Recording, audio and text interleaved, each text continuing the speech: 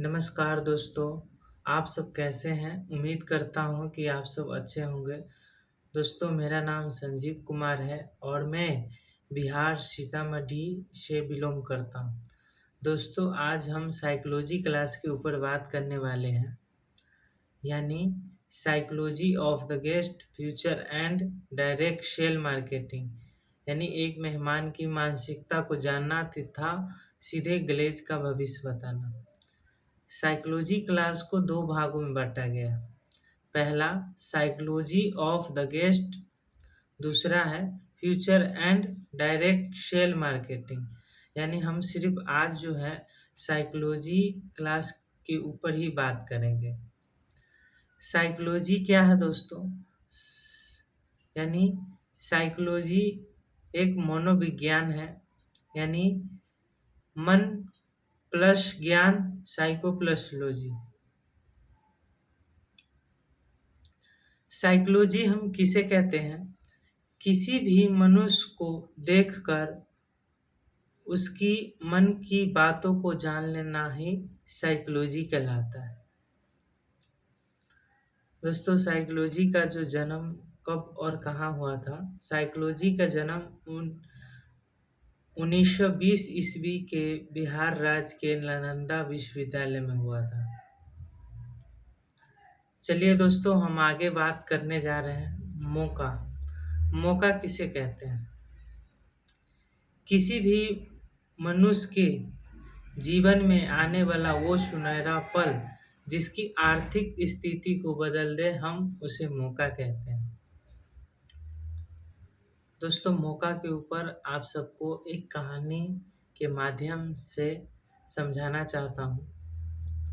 दोस्तों, एक व्यक्ति था जो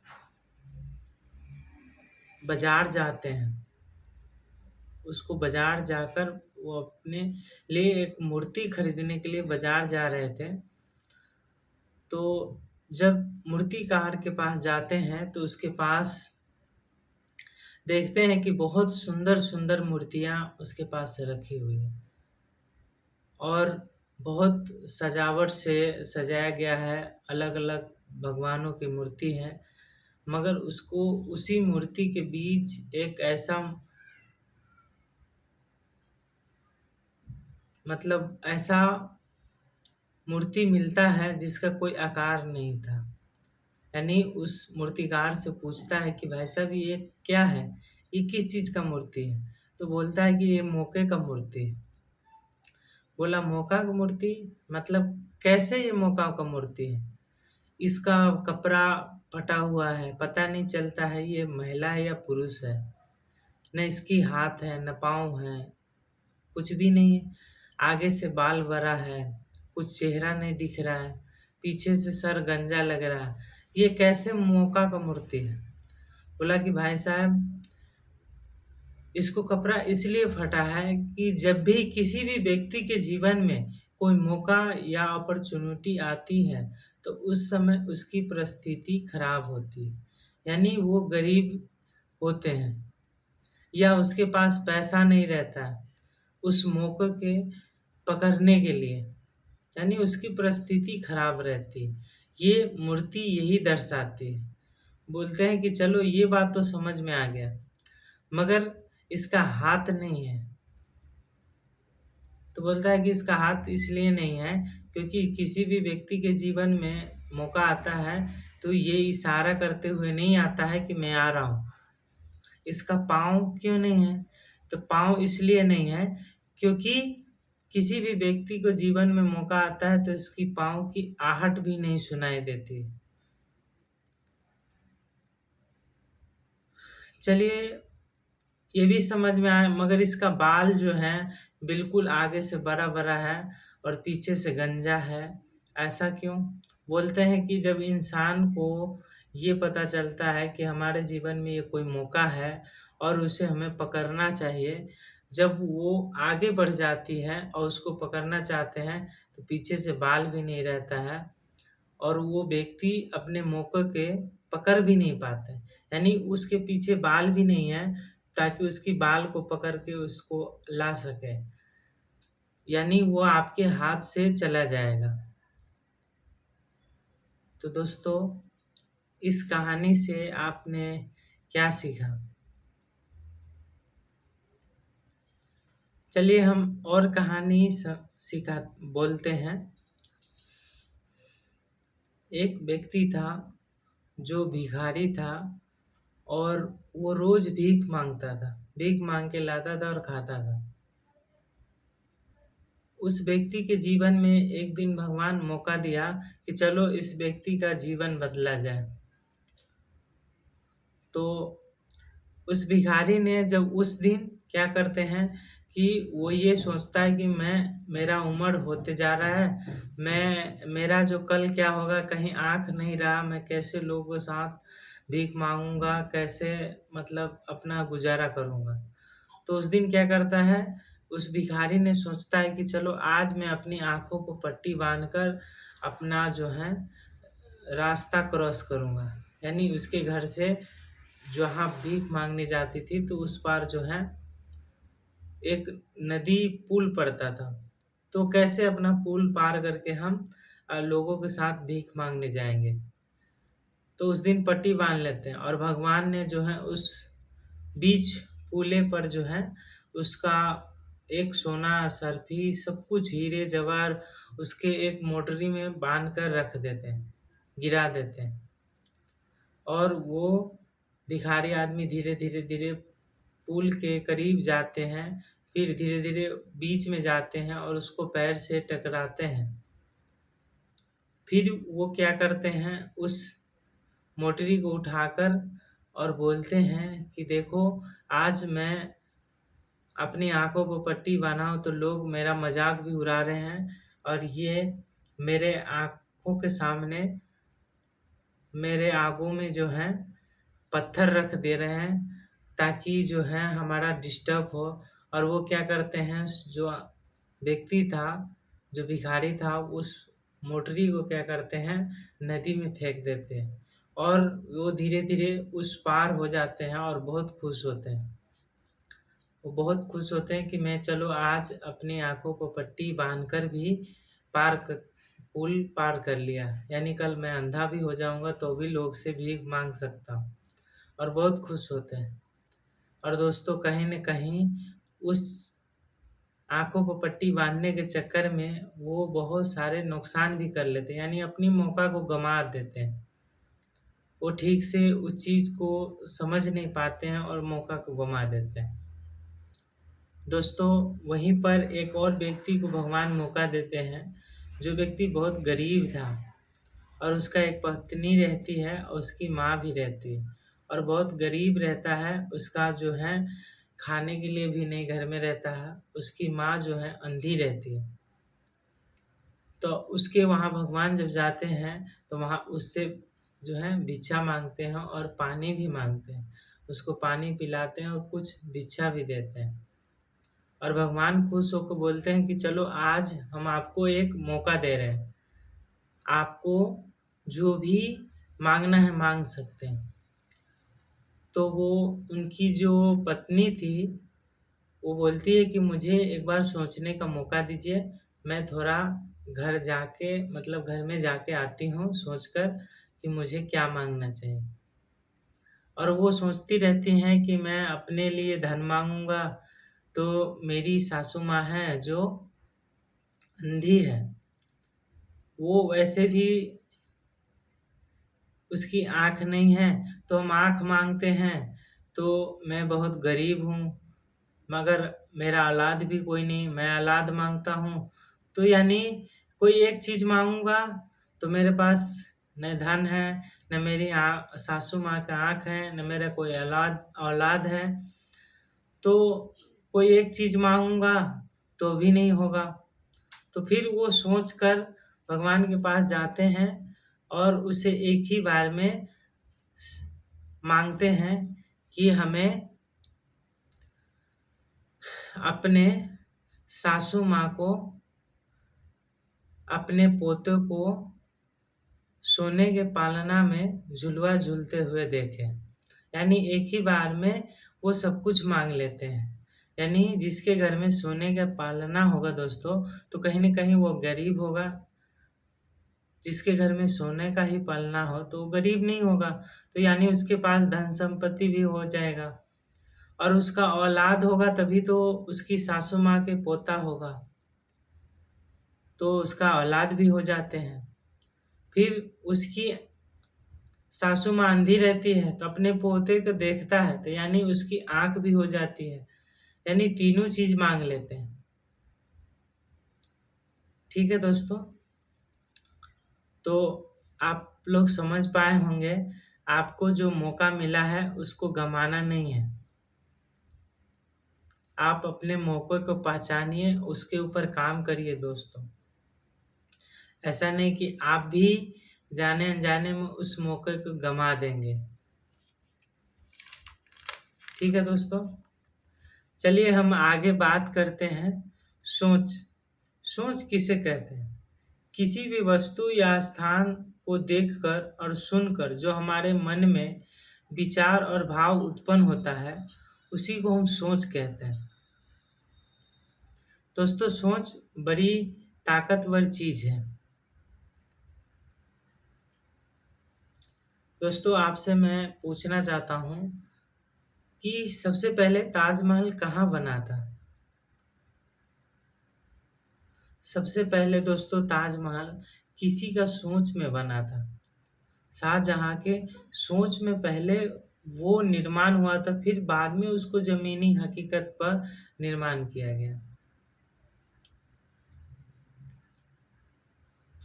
दोस्तों, जो चीज हम सोचते हैं वही हमारे जीवन में घटित होता है। जब एक बच्चा जन्म लेता है और वो इस दुनिया में आते हैं तो वो रोते हुए आते हैं। जब उसे कोई अपना गले लगाते हैं तो उसको लगता है कि मुझे यहाँ पर कोई अपना है। धीरे धीरे वही बच्चा बड़ा हो जाता है, बोलने लगता है, चलने लगता है। जब उसकी माता पिता सब अपने हिसाब से उसके दिमाग को कुछ न कुछ लिखना चालू करते हैं। फिर वो स्कूल जाते हैं, अपने दोस्त के साथ सब कुछ जो है वो सीखते जाते हैं उन लोगों से, अपने गुरु से, माता पिता से, दोस्त से। मगर उन्हीं बच्चा को जब छोटे होते हैं, चाहे हम ही लोग जब छोटे थे तो पूछते थे कि बेटा बड़ा होकर कितना रुपया कमाना चाहते थे, तो हम लोग का जितना हाथ फैलता था उतना बोलते थे कि हम लोग इतना रुपया कमाएंगे, हम लोग तो एक दिन बोरा भर भर के रुपया कमाएंगे, है कि नहीं, हम बड़ा आदमी बनेंगे। या सुनो दोस्तों, ऐसा हम लोग का सोच था। जब हेलीकॉप्टर हमारे घर के ऊपर से कभी जाते थे तो हम बोलते थे कि एक दिन हम भी इसमें बैठेंगे। तो कहते थे घर से कि कभी तुम्हारा बाप दादा बैठा नहीं और तू इसमें हेलीकॉप्टर में बैठेगा। ऐसा सुनने का मौका मिलता होगा दोस्तों। कई बार हमें कहता है कि बेटा जितनी चादर है उतनी ही पैर पसारना चाहिए। और धीरे धीरे वही बच्चा जब स्कूल जाते हैं, स्कूल में सिखाया जाता है बेटा पढ़ो लिखो, एक अच्छा नौकरी करो, मेहनत करो, क्योंकि पैसा आसानी से नहीं आता। बड़ी मेहनत करने के बाद लोग पैसा कमाते हैं। और यही सब सुन सुन कर जब धीरे धीरे वो बच्चा जवान हो जाता है और उसी बच्चे से पूछा जाए कि आप कितना रुपया कमाना चाहते हैं, तो उसी का मुंह से जवाब आएगा कि शायद 15,000, 20,000, इससे ज़्यादा हो सके 25,000, इससे ज़्यादा वो सोचेगा ही नहीं, क्योंकि धीरे धीरे उसकी सोच छोटी हो चुकी है। जो बच्चा बचपन में लाखों करोड़ों की बात करते थे, आज उस लाख रुपया बोलने में भी उसे डर लगता है। यस और नो? तो दोस्तों, कहीं न कहीं आप इस बिज़नेस में आए हैं तो अपना सोच को बड़ा करिए। जो चीज़ सोचेंगे नहीं वो आपके जीवन में घटित नहीं होगा। मान लेते हैं कि आप कभी घर बनाए होंगे या बनवाएँगे, तो कहीं न कहीं आप बनवाने वाले हैं, तो कहीं न कहीं उसके बारे में अभी से सोच रहे हैं कि मुझे घर बनाना है, उसमें कितनी पैसा लगेगा, कैसे बनवाएँगे, कब बनवाएँगे, कहीं न कहीं उससे पहले से ही सोच रहे हैं। ऐसा तो नहीं हुआ कि आपने रात में सोया, सुबह उठा तो आप देखा कि आपका घर बन के तैयार हो चुका है। ऐसा हुआ दोस्तों? नहीं हुआ होगा। या आपने कभी घर बनाया भी होगा तो पहले से ही आपने सोचे होंगे, फिर धीरे-धीरे उसके लिए सामान इकट्ठा किए, फिर धीरे-धीरे उसको बनाए। तो आप सोचिए, जो चीज़ सोचे हैं वही चीज़ आपके जीवन में घटित होता है। और आप अगर 10,000 सोच रहे हैं तो 10,000 तक आप पहुँचेंगे। आप 20,000 नहीं कमाएँगे क्योंकि आपकी वहाँ तक सोचे नहीं जा रहा है। अगर आप लाख रुपया के बारे में नहीं सोच रहे हैं, तो आप सोचिए कभी लाख रुपया आप कमाएँगे? नहीं कमाएँगे। तो सबसे पहले अपना सोच को बड़ा करिए। जितना सोच सकते उतना सोचिए, क्योंकि आप सोच पहला कदम है दोस्तों। जितना सोचेंगे, अगर आप लाख रुपया कमाने का सोचेंगे, तो आपके पास भगवान एक ऐसा मौका देगा, जो आप एक दिन लाख रुपया भी कमा सकते हैं। और गैलवे में दोस्तों लाख रुपया क्या, लोग कई लाख रुपया कमाते हैं। तो आप पहले सोचिए, क्योंकि सोचेंगे तभी आप लाख रुपया कमाएँगे। आप सोचेंगे कि मुझे 50,000 का महीना कमाना है, तो कहीं न कहीं आप कुछ दिन के बाद 50,000 रुपया कमाने लगेंगे। ठीक है दोस्तों, तो अपना सोच को बड़ा करिए। बन बंधी हुई सोच को तोड़िए दोस्तों। क्योंकि पैरामीटर हम किसे कहते हैं? जो बंधी हुई सोच को तोड़ दे या खोल दे, उसे हम पैरामीटर कहते हैं। तो आपका जो सोचा हुआ बंधा हुआ सोच है उसे तोड़िए, आप बड़ा सोचिए। जब किसी शेर को सोच को बाँध देता है दोस्तों, तो वो सर्कस का शेर हो जाता है। यानी वो एक व्यक्ति उसे जैसा-जैसा इशारा करता है, वैसा-वैसा वो नाटक या एक्टिंग करता है।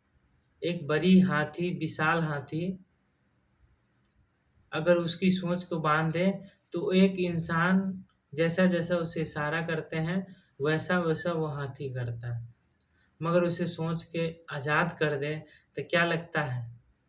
क्या किसी व्यक्ति को वो बात सुनेगा दोस्तों?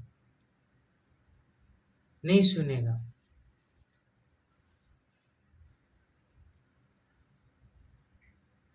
कोई व्यक्ति भैंस पालता है, उस भैंस को हम लोग बचपन से जो रास्ते में बाँधकर खुट्टे पे बाँध देते हैं और वो बच्चा रहता है तो देखते होंगे कि बहुत तोड़ने का प्रयास करते हैं, मगर वो नहीं तोड़ पाते हैं और धीरे-धीरे, धीरे-धीरे उसकी दिमाग में ये बन जाता है कि ये मैं कभी नहीं तोड़ पाऊँगा। और कई बार पतली-सी जो है खूँटे में उसको बाँध देते, फिर भी वो कहीं नहीं जाती, क्योंकि उसको पता हो चुका है, विश्वास हो चुका है कि मैं इस रास्ते को, इस खूँटे को कभी नहीं तोड़ सकता। अगर उसको अगर सोच से आज़ाद कर दिया जाए दोस्तों, तो वो ऐसे-ऐसे कितने खूँटा को तोड़ सकता है, क्योंकि उसमें इतना शक्ति है। तो उसी तरह आप अपने सोच को बदलिए। दोस्तों, कोई व्यक्ति लाख रुपया कमा सकते हैं, तो आप भी कमा सकते हैं। बस अपनी सोच को बड़ा करिए। चलिए दोस्तों, हम आगे बात करते हैं।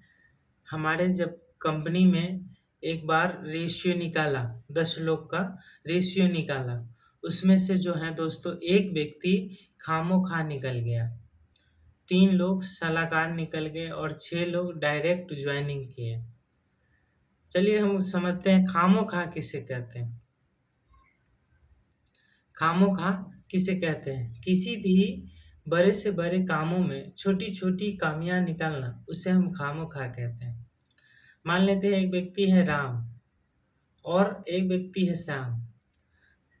राम को किसी पार्टी में या किसी रिलेशन वाले के यहाँ से उसको न्योता आता है कि इस दिन शादी है। उसने क्या करता है कि अपने श्याम दोस्त को भी साथ लेके जाता है और दोनों आदमी जाते हैं मस्त, वहाँ पर देखते हैं कि बहुत सजावट-वजावट है और बहुत जो है अच्छा से सजाया गया है सारे चीज़ को। फिर दोनों दोस्त जो हैं खाना खाने के लिए बैठते हैं। दोनों दोस्त खाना खा लेते हैं और फिर क्या करते हैं, जब दोनों दोस्त खाना खाने के बाद उठते हैं और आते हैं तो बोलते हैं राम से कि राम, जानते हो मिठाई जो है बहुत अच्छा था, मगर उसमें जो है ना थोड़ा सा साइज और बड़ा होता ना तो मज़ा आ जाता। सब्जी तो ठीक थी, मगर उसमें थोड़ा सा नमक और रहता ना तो मज़ा आ जाता। यानी कहने का मतलब है दोस्तों, हमें वहाँ पर श्याम जी जो हैं गए, खाना भी खाए, मगर उसमें से छोटी छोटी कामियां निकालते हैं। मान लेते हैं दोस्तों कि आपको कोई शॉर्ट पसंद आ गया, आप उसके लिए जो है कुछ पैसे इकट्ठा किया और कुछ दिन के बाद उसने शॉर्ट खरीदा, आपको पसंद था बहुत दिन से, आप उसे शॉर्ट खरीदें और कुछ पहनकर जब कुछ दोस्त के साथ गए तो उसने कहा कि शॉर्ट कहाँ से लिया? आपने बताया कि मुझे ये शॉर्ट बहुत अच्छा लगा था, मैं फलना जगह से खरीदा था। उस व्यक्ति ने बोला कि ये शॉर्ट का डिज़ाइन अच्छा नहीं, इसका कलर जो है ना ये मास्टर कलर है, यहीं पर जो है मैरून कलर रहता ना तो बहुत बेस्ट लगता। जच नहीं रहा। कुछ दूर और गए, कुछ लोग और बोले कि इसका डिज़ाइन अच्छा नहीं। कोई दोस्त और कुछ बोल दिए। यानी आप अपने पसंद से खरीदे थे, आपने पैसा लगाया था और वो शर्ट को आप दोस्तों कहीं न कहीं दोस्तों को कहने पर वो दोबारा आप नहीं पहनेंगे, उसको रख देंगे। या सुनो, दोस्तों उसी दोस्त को आप ये बोलिए कि चलो ये शर्ट ठीक है, नहीं अच्छा है, आप ऐसा करिए चलिए मेरे साथ मार्केट और आपको जो अच्छा लगता है वो शर्ट मेरे लिए खरीद दीजिए। दोस्तों दोबारा कभी नहीं बोलेगा कि आपका शर्ट खराब है या डिज़ाइन खराब है या कलर खराब। यानी लोग अच्छे से अच्छे कामों में छोटी-छोटी कमियाँ निकालते हैं। यहाँ यानी कि दोस्तों इस बिज़नेस में लोग आते हैं, काम देखते हैं, समझते हैं, उसको अच्छा लगता है। मगर कहता है कि सर मुझे काम तो बहुत अच्छा लगा, मगर यहाँ पर बड़ी-सी ऑफ़िस होता ना तो हम इस काम को कर लेते। फिर कहता है कि सर इसमें बड़ा-सा ऑफ़िस रहता, यहाँ पर छोटा-छोटा बहुत बढ़िया-बढ़िया काउंटर बनाया रहता और इसमें एसी लगा रहता तो मैं कर लेता।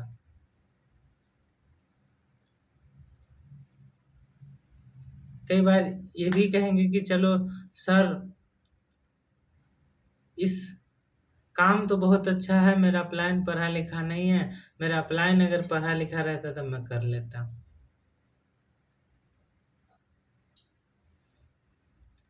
फिर कोई व्यक्ति बोलेगा कि चलो सर काम तो बहुत अच्छा लगा, मगर जो प्रोडक्ट खरीदा जाता है ना यहाँ, अगर वो प्रोडक्ट नहीं खरीदना रहता तब मैं इस काम को कर लेता सर।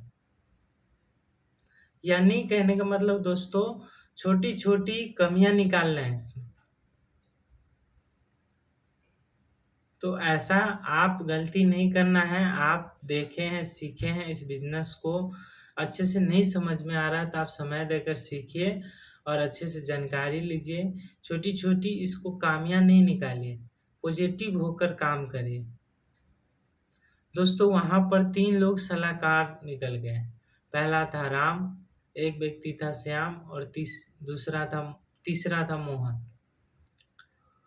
चलिए राम जो हैं इस काम को देखते हैं, उसको बहुत अच्छा लगता है और वो क्या करते हैं अपने अपलायंस से बोलते हैं कि सर मुझे काम तो करना है, मगर एक दिक्कत है कि मेरे पास पैसा अभी नहीं है। तो बोलते कोई बात नहीं आप घर से मँगवा लो। राम जो है अपने पिताजी को फ़ोन करते हैं और बोलते हैं कि पिताजी मैंने एक जगह जो है बहुत अच्छा बिज़नेस देखा हूँ और मुझे बहुत अच्छा लगा है। मैं इसमें बहुत अच्छा कर सकता हूँ, मगर इस काम को शुरुआत करने के लिए कुछ पैसे की ज़रूरत लगेगा। यानी हमें 10 से 12,000 रुपया जो है कुछ लगेगा शुरुआत करने के लिए। अब राम के पिताजी पूछते हैं कि बताओ कौन-सा काम है? कैसा काम है? कैसी बिज़नेस है? तो बोलते हैं कि देखो पापा हम अभी सारे बात नहीं बता सकते क्योंकि हमारा जो सीनियर अपलाइन है वो बताने के लिए मना किए हैं। आप मुझे पैसा भिजवा दीजिए, मैं बाद में बता दूँगा। अब राम को पिताजी को शक हो जाते हैं, वो नहीं भेजते हैं। बोलता है कि ऐसा करो बेटा, तुम घर पे आ जाओ और पैसा लेकर चले जाओ। अब राम जो है क्या करता, वो मजबूरी में उसे घर पर जाना पड़ता है। अपलायन से पूछते हैं कि मुझे घर जाके पैसा लेकर जो है मैं तुरंत आ जाऊँगा और काम को स्टार्ट कर लूँगा। अपलाइन बोलते हैं कि ठीक है जाओ, मगर किसी को इस काम के बारे में शेयर नहीं करना है, क्योंकि आपको आधी अधूरी जानकारी है और आप किसी को पूरी जानकारी नहीं दे सकते। लोग गलत भी सोच सकता है, इसीलिए आपको इस काम के बारे में किसी को जानकारी नहीं देना दोस्तों। वहाँ पर दोस्तों राम जाते हैं अपने घर पे और अपने पिताजी को जाते हैं घर पे, बोलते हैं कि पिताजी आप मुझे पैसा दीजिए। बोलता है कि बोलो बेटा काम कैसा है, कौन सी काम है। बोलते हैं कि काम बहुत अच्छा है, आप मुझे पैसा दीजिए, मैं बाद में कभी अच्छे से बताऊंगा। बोलते कि नहीं, पहले बताओ कौन सा काम है, फिर आपको पैसा मिलेगा। अब राम जी को सोचने में पड़ जाते हैं कि लगता है मुझे बताना ही पड़ेगा। बोलते हैं कि पापा जी, एक lead vision trading India private limited कोई कंपनी है, इसका ब्रांड जो है गैलवे है। ये बिजनेस है, कोई नेटवर्क मार्केटिंग या डायरेक्ट सेलिंग बिजनेस है, जिस काम को हम देख कर आए हैं। इसमें जो है हम पहला महीना सीडी बनेंगे, फिर पीडी बनेंगे और ईडी बनेंगे, एसटी बनेंगे और आरडी बनेंगे, और 5 से 6 महीना में महीने का 50,000 60,000 रुपया कमाएंगे। राम का पिताजी बोलते हैं कि देखो बेटा, ये जो बाल पका है ना, ये धूप में नहीं पका। तुम अभी दुनिया के बारे में जानते नहीं हो, मैं दुनिया घुमा हुआ हूँ। कोई ऐसी काम नहीं है जो मैं 5 से 6 महीने का 50,000 रुपया कमाते हैं। लोग कितना साल मेहनत करने के बाद 50,000 रुपया नहीं कमाते हैं, और तुम 4 से 5-6 महीना में 50,000 रुपया कमाने लगोगे। ये सब काम ठीक बात नहीं है, ये फँसने फँसाने वाली काम है। आप काम शुरुआत कर लोगे, फिर कंपनी भग जाएगी। यानी बहुत तरीके से राम को समझाया। राम को भी लगा कि शायद मेरा पापा ठीक ही बोल रहे हैं। और दोस्तों राम धीरे-धीरे उस काम को प्रति नेगेटिव हो जाता है और उस काम को शुरुआत नहीं करते हैं। इसी तरह जो है श्याम जी जो है अपने पत्नी पर निर्भर रहता है और मोहन जी अपने दोस्त पर। उसको भी ऐसा ही सलाह मिलता है। दोस्तों आपसे पूछना चाहते हैं, सलाह लेना अच्छी बात है या बुरी बात है? सलाह लेना दोस्तों अच्छी बात भी है, बुरी बात भी है। आपको जिस काम को करने जा रहे हैं, उस काम के प्रति उस व्यक्ति को नॉलेज हो, उसी से आपको सलाह लेना चाहिए। जैसे आप डॉक्टर बनना चाहते हैं, तो किसी अच्छे डॉक्टर से सलाह लेंगे तो आपको सही जानकारी मिलेगी। आप किसी हलवाई से बोलेंगे कि भैया मुझे डॉक्टर बनना है, बताइए कैसे मैं पढ़ाई करूँगा, कौन-सी सब्जेक्ट लूँ? क्या लगता है आपको सही गाइडलाइंस मिलेगा? नहीं मिलेगा दोस्तों। उसी तरह दोस्तों आपको इस बिज़नेस के बारे में सलाह जो है आप अपने घर से नहीं लेना है या अपने भाई से, दोस्त से नहीं लेना है। अगर आप उसे भी इस बात को जानकारी देना चाहते हैं तो अपने अपलाइन से बात कर उसे भी इस बिज़नेस को जैसे आपने देखा था उसी तरह उसे भी दिखाएँ, ताकि आप दोनों का नॉलेज सेम हो जाए और वहाँ पर डिस्कस करके आप एक अच्छा निर्णय ले सकते हैं। जैसे कि आप कोई मूवी देखते हैं और 2 अढ़ाई घंटा का मूवी है और आपसे कोई दोस्त पूछा कि कैसा लगा, उस मूवी को लगभग 10 से 15-20 मिनट में आप पूरा ख़त्म कर देंगे। तो जो बिज़नेस प्रेज़ेंटेशन आपने 1 घंटा या 1.5 घंटा जो भी लगाकर वो डेमो देखे थे प्रोडक्ट का सब चीज़, वो शेयर देखे थे बिज़नेस प्लान को, क्या वो अपने दोस्तों को कितने देर में आप शेयर कर देंगे? मुश्किल से 5 से 10 मिनट में। तो वहाँ पर उस व्यक्ति को सही जानकारी नहीं मिलेगा और वो गलत सोच लेंगे इस बिज़नेस के प्रति। तो इसीलिए आप सही सलाह लें, क्योंकि राम का पिताजी इस बिज़नेस को नहीं जानते थे। राम का पिताजी इस बिज़नेस में आदी नहीं थे, ताकि उसको सही जानकारी दे सकें। इसीलिए जो है राम सही जानकारी नहीं मिलने के कारण जो है इस बिज़नेस से आउट हो जाते हैं, यानी नहीं कर पाते हैं। और 6 लोग हैं जो डायरेक्टली जॉइन करते हैं, उसको कोई शक नहीं होता है, वो डायरेक्टली जॉइन कर लेते हैं। ठीक है दोस्तों, उसके बाद हम विश्वास के ऊपर बात करते हैं। विश्वास किसे कहते हैं? किसी भी वस्तु या स्थान के बारे में जब हम सुनकर, देखकर या खुद से कर कर जो हमारे मन में श्रद्धा उत्पन्न होता है, उसी को हम विश्वास कहते हैं। जैसे कोई भी काम को आप सुनकर, देखकर और खुद से करके 3 तरीके से विश्वास आता है। मान लेते हैं कि किसी व्यक्ति को आपने सुना कि उस जगह पर जो है पोल में जो है करंट आता है। आपने सुना था, मगर आपको विश्वास नहीं हुआ। फिर आपने देखा कि वहाँ पर जब आप उस जगह गए ना, तो देखे कि कोई व्यक्ति को करंट लगा, फिर भी आपको विश्वास नहीं। तो आप ऐसा करिए, उस जगह पर आप खुद उस तार को छू कर देखें, आपको करंट लगेगा तो विश्वास होगा कि नहीं होगा दोस्तों? यहाँ पर दोस्तों इस बिज़नेस में आपकी अपलाइन हो सके, आपकी दोस्त हो या कोई अनजान व्यक्ति हो, चाहे अपना हो, आपको कहते हैं कि आप अच्छे से काम करेंगे तो बहुत अच्छा इनकम कर सकते हैं, आपके सारे सपना पूरा हो सकता है। मगर हमें विश्वास नहीं होता है, या सुनो, विश्वास नहीं होता है। आपने मीटिंग लेते होंगे, सीनियर को देखते होंगे कि ये लोग इतना ऐसे हालात में आए थे, ऐसा मेहनत किए और आज लाखों रुपया कमा रहे हैं, उसका खुद की गाड़ी है, फिर भी विश्वास नहीं। आप एक बार आरडी बनिए, एक बार ईडी बनिए, जब आपकी पैसा आएगा तो विश्वास होगा कि नहीं होगा दोस्तों? बस आपको सिस्टम से काम करना है। जिस तरह दूध में दही नहीं दिखता है, क्या दही दिखता है दूध में दोस्तों? नहीं, एक सिस्टम से निकाला जाता है, तो उससे दही भी बनता है। उसी दूध से मट्ठा भी निकलता है, उसी दूध से पनीर भी निकलता है, एक सिस्टम से। उसी दूध से जो है घी भी निकलता है। एक सरसों में तेल दिखता है दोस्तों? नहीं दिखता है, मगर उसे सिस्टम से निकाला जाए तो उसमें तेल भी निकलता है। आपको माचिस की तीली में कभी आग दिखता है? नहीं दिखता है, मगर उसको खप्पे पर जब घसते हैं उसके बारूद के साथ, तो उसमें से आग भी निकलती है। यानी एक सिस्टम है।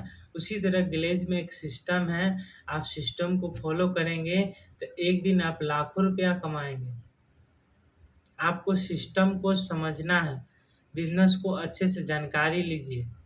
विश्वास दोस्तों बाज़ार में नहीं बिकता है, विश्वास आएगा प्रोडक्ट इस्तेमाल करने से, बिज़नेस के प्रति जानकारी लेने से, सभी ट्रेनिंग को अच्छे से अटेंड करने से धीरे-धीरे आपके अंदर विश्वास होगा। विश्वास बाज़ार में नहीं बिकता कि आपके अपलाइन लाकर 1 किलो खरीद कर दे देंगे, आपको विश्वास आ जाएगा। विश्वास आपको नॉलेज से ही आएगा। तो आप अच्छे से ट्रेनिंग लीजिए सभी क्लास को, उसके बाद बिज़नेस के प्रति जानकारी लीजिए और सभी प्रोडक्ट को इस्तेमाल करिए, क्योंकि हमारा प्रोडक्ट बहुत ही बेस्ट क्वालिटी है। आप एक बार इस्तेमाल करेंगे तो आप दीवाने हो जाएँगे इस प्रोडक्ट का। इतना बेहतर क्वालिटी का प्रोडक्ट है। ठीक है दोस्तों, तो ज़्यादा बात नहीं करते हुए यहीं पर अपनी वाणी को वाइंड अप करते हैं दोस्तों। हमारी बातों से आपको कोई तरह का दिक्कत लगे तो उसके लिए छोटा भाई, बड़ा भाई समझकर माफ़ करिएगा। जो भी चीज़ आपको अच्छा लगा हो, उसे अपने पास रख लीजिएगा। अगर आपको लगता है कि ये वीडियो आपकी डाउनलाइन को या आपको काम आ सकता है, तो उसे भी भेज दीजिएगा।